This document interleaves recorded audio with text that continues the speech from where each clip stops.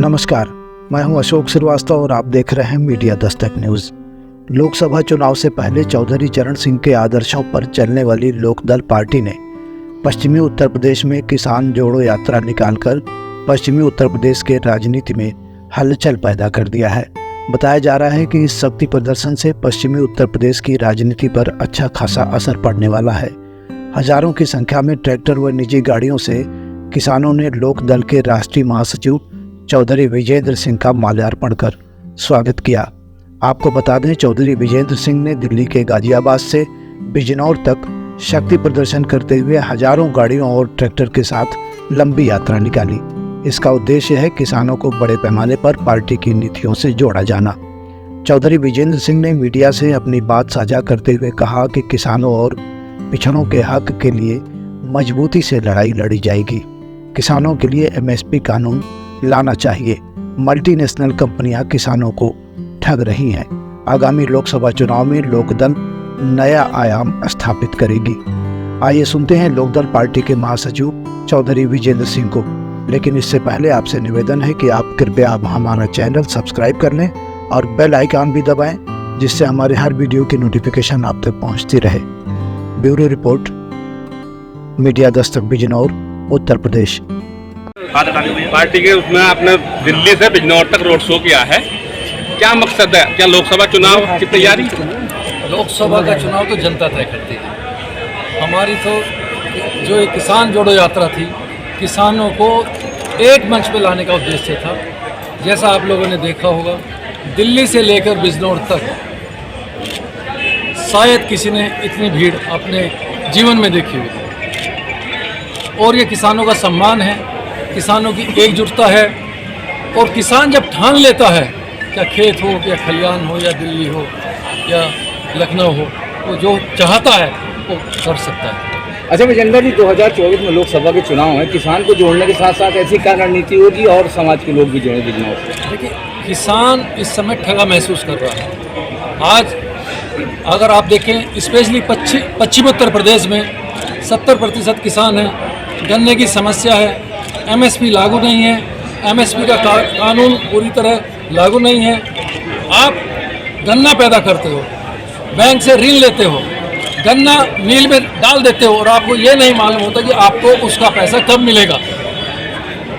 और जितने भी किसान के युवा हैं, बच्चे हैं, आने वाली जो नई जनरेशन है, वो कुछ आगे बढ़ना चाहती है, तो उनके पास संसाधनों की कमी है।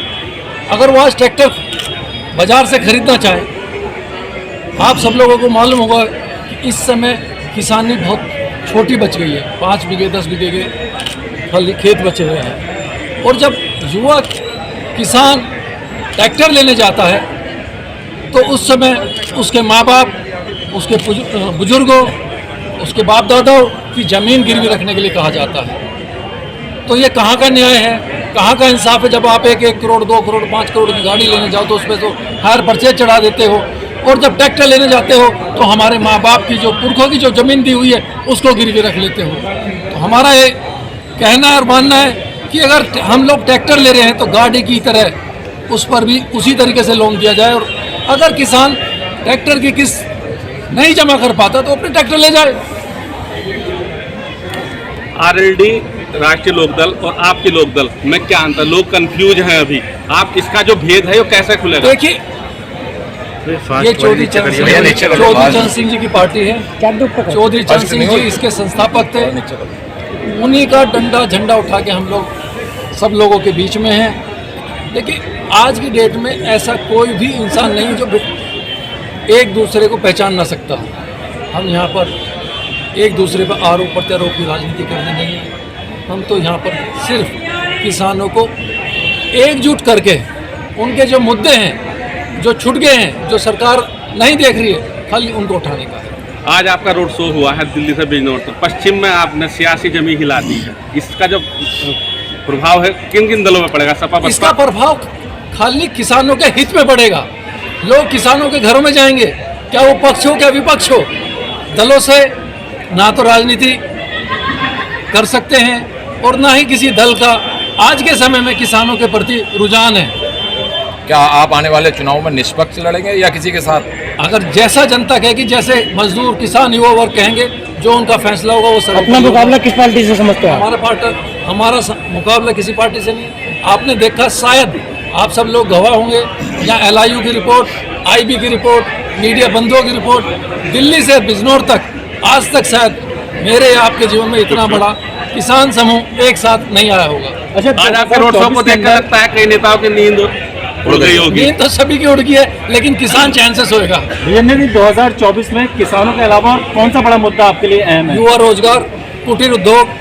अगर देखिए, हम लोग गांव समाज से हैं, छोटे कस्बों से हैं, हम पूंजीपति नहीं हैं, हम छोटे उद्योग लगा सकते हैं। जैसे हमारे यहाँ चीनी होती है तो खांडसरी का व्यापार कर सकते हैं, उसमें सब्सिडी मिलनी चाहिए। कौन सा कुटीर उद्योग लगा रहे हैं? सरकार की जो योजना है किसानों के प्रति नहीं है। किसान